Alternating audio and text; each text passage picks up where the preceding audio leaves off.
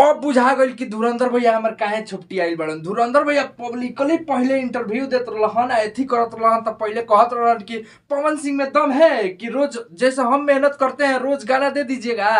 पवन सिंह के पास इतना हिम्मत है, पवन सिंह इतना मेहनत करेंगे, रोज रोज हम गाना देते हैं 2 दिन पर। अब देखिए अब इतना जब पवन सिंह गाना देवे लगल तो इनकर गाना चलत नहीं है। अब इतना छटपटाइल बड़न, इतना पगलाइल बड़न कि मीडिया में कहत रहन कि रोज रोज गाना देता रह, रोज रोज गाना देता रह, तनी 1 महीना पर गाना दे के देखावस ना। तो पहले कहत रहन कि गाना दो ओकरा बाद जब गाना देवे लगलन तो कहत रहन कि गाना मत दे। पर ओरा का कम के नहीं कर दिमाग खराब हो जाए। एगोरी बात बोलले बड़ा जानत नहीं का।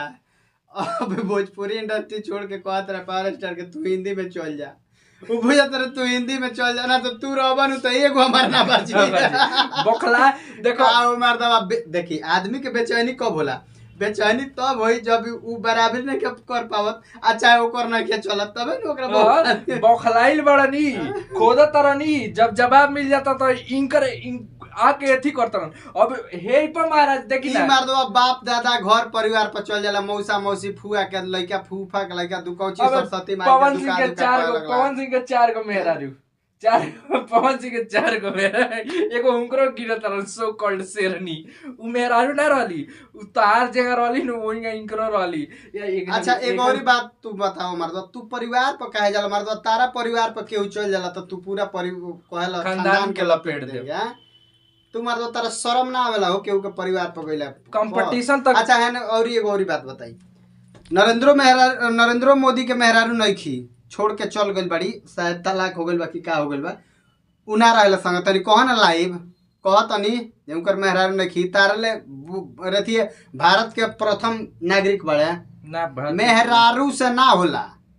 ठीक बा मेहरारू सही ना होला। योगी जी के बियाह आने के बोलते का हो गइल उनकर का हो गइल हो ना उ छोड़ी ना मुख्यमंत्री बने मेहरारू पे काहे गइल ना मेहरारू के जब ना अटला है तो मेहरारू पे जाता रहे फैमिली पे जाता रहे। ठीक बा अब देखी मुद्दा है जे ई बनू कि हम चलत नहीं थी तो ना चले उ जबले पावर स्टार हमरो के बताई जहिया ले पावर स्टार डटल रही है जेगा डटल बड़े तो ई बुलुप्त हो जाई है।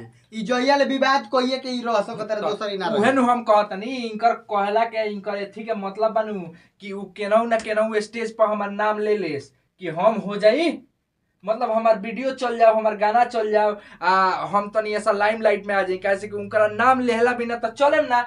अब बताई पहले तिल मिला के कहत रहन कि पवन सिंह हमरा जैसन मेहनत करी है ना, जब लगलन गाना देवे तो इहे हई हेंगा बदल गइल आ शुरुआत करत रहन हई बाप रे कहत रहे हम बहुत ऊपर लेवल के आदमी हैं। सही भैया रउआ बहुत ऊपर लेवल के आदमी हैं। जब रउआ माइक ले लेनी नु बाप हो बाप संस्कार के बात छिया लेदर क देला तू संस्कार के बात करे नी अंदर संस्कार होइल नहीं के बेटा बेटी देखियसन त का कहियसन एथी का कहियसन ये न कहियसन कि एगो स्टार रहे एगो से लड़त रहे। आज जेगा तू करत रहूंगा हल तार साथे एक जना ब्लॉग बनावत रह निकर बेटा वो एकदम हीरो खानी यार बाबा हीरो के बेटा हीरो होता है। ठीक है तो हीरो खानी यार बाबा लेकिन हमने के खानदान बना अब सीखी का बताइए छोड़ दी हमने खानदान पे जाए के बात नहीं क्यों होता है खानदान के बात हमने की करत हम ई कहतनी कि अगर मान ली कि उ बाप होवन को ठीक बा तो उनके नक्शा कदम पर चली तो का सीखी उ बताई रौरा ठीक बा अब दूसरा के बेटी माई मेहरारू के ओकरा बस जब स्टेज पर आवा तब एथिए के लेके बड़का भोजपुरी को बनाएंगे ये करेंगे भाषा बढ़ावेले हमारे भाई असली बाप इतना ना तू भाषा बढ़ाइले बड़ा नु कि तार लोग ऐसा नरक में भाषा चल गई। असली मानसा ई बनू भैया कि केहूंगा मतलब कि उनका अच्छा ई हमरा के बता दे सुन ई हमरा के बता दे हारमोनिया पर कसम खा के कि जितना पहले ई गाना इनकर बाजल बा चाहे रे थी बा कॉमन गाना इनकर चलता एको गाना बता दे जोन की ना रही तो चली एगो नहीं क्या पावर स्टार के सब गाना पावर स्टार ना रही है तब वो चली ऐसा भजन कीर्तन वैसा कुछ गा दिला बड़े जौन की ना रहे तब वो चली उनकर सैड सॉन्ग बा जो जन्म जुगी बा पहले चली। आज एगो रिलीज भइल 10 शहरी यामा गाना तो कमाल के बा 8-9 घंटा ना 7-8 घंटा 7 घंटा 6 घंटा में चल गइल रहा इनकरो एगो टी सीरीज लॉन्च भइरा देखनी नु आपका तो यही से महाराज जी पगलाई बड़न। अब विशाल सिंह के बारे में भैया का हम बताई माने उनकर पार्ट 2 आइल बा ठीक बा धुरंधर में तारा खातिर नहीं आइल तारा तोता चमचा जो रखले बड़न ओकनी खातिर विशाल सिंह के पार्ट 2 आइल बा, ठीक बा। अब जेंगा जेंगा जे बोलले बाऊंगा वो बोलले बड़न, आ जेंगा जे बोली होगा वो बोली हन। कैसे कि देखो रे तरो गाली गलौज आज के बाद हम भैया नहीं कहेंगे, तो तारा भैया कहला बिना केहू एथी होता। तारा के एगो बात बताओ, तारा के भैया कहे के कहले तोरा के जानत रह यार, ते तब विवाद क के लोग से जाने लगली के तोरा देख भाई ते अदर कबो परिचय के उसे कहिए न जो हमरा बारे में पूछो तो लोग जानता रह कौन बात से तारा के चोर के नाम से जानेला कि चोर साइकिल।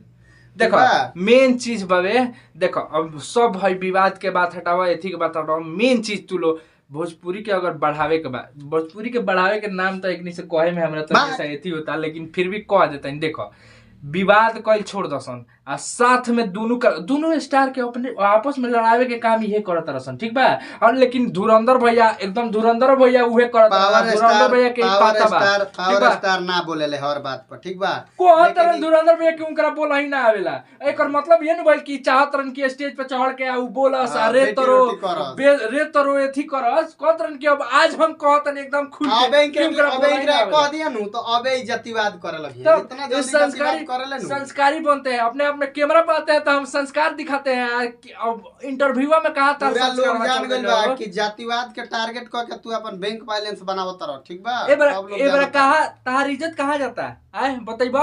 अब तार इज्जत के जातिवाद के करे ले कहतन कि कौन मानता है कि भोजपुरी के बड़का सिंगर है, एगो गजल गावे के कह जाई तो फट जाए बाबू एगो गजल। अच्छा तू का गावेला तू हमरा के बताओ ना, तू तो मारता बीपी बढ़ा दल बड़ा तारा सुर के बारे में। संगीत किसे कहते हैं आपको नहीं मालूम है, बज गए आपका खाली सैया पियवा गा के आप लुगा पहन के तू बाज गइल छाका के रोल निभा के तू बाजा ना रहल का ए बार जो माहौल चलत जैसन जैसन गायक बड़ा नीलकमल सिंह गावेले ना गावेले नीलकमल सिंह गइबो इस अभी सुन ना अभी नु तारा अभी तक ले ऐसन ऐसन गावे खेजिकिया बाड़लो नु अभी नहीं खेलो पहुंचल उनकरो लोग के लगावा तू ना लगबो नीचे भले नीचे बाजत तारा बजलो लोग के लोग रथी रहा तार माइक के कृपा रहे हो गइल कमाल वाला धमाल वाला। तो तू संगीत के गलत मत कह, माइक में संगीत मत कह कि उनको आता ही नहीं है, उनको गायकी ही नहीं आता। जब आ जाइए एक दिन हारमोनिया उठा लिया, हारमोनिया लेके एगो गाइले रहले जौन बेरा इनकरा कहले झमकावला से होई ओकरा हारमोनिया लेके गौलर ले मंच पर। ए भाई